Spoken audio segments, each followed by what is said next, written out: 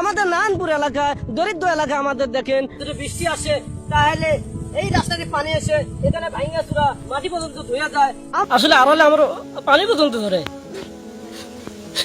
এই কারণে আমি ভিডিওগুলো বানাই। অনেকে হাসাহাসি করে আমাকে অনেক ঠান্ডা করে,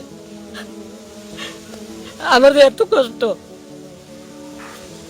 নতুন সরকার বাংলাদেশের সকল এমপিকে আমি আবেদন করে বলছি, বাংলাদেশে যত চর অঞ্চল আছে, অসহায় লোক আছে, সবাইকে দেখতে হবে।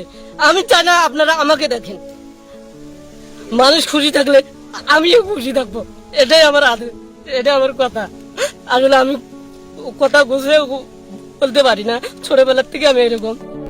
হাসি খুশি থাকা ভালো, তবে সব জিনিস নিয়ে মজা করা ঠিক না।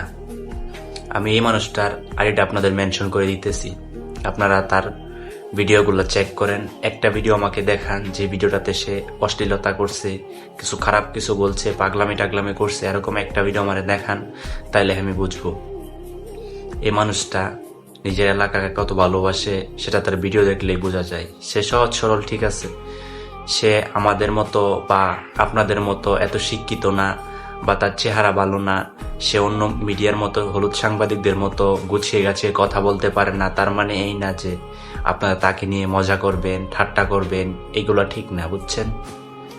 মানুষকে সম্মান দিতে জানেন, সম্মান দেন, আল্লাহ আপনাকে সম্মান দিবে। সম্মান দেওয়ার মালিক আল্লাহ, বুঝছেন? মানুষকে নিয়ে এত মজা করা ঠিক না। সে নিজে খুব অসহায় একটা মানুষ, নিজের জন্য কিছু চায় না, কিন্তু গ্রামের জন্য অনেক কিছু চায়, নিজের এলাকার জন্য সে অনেক কিছু করতে চায়। এটা কি তার অপরাধ? নিজের বিবেককে একবার প্রশ্ন করেন। আর বেশি কিছু বললাম না।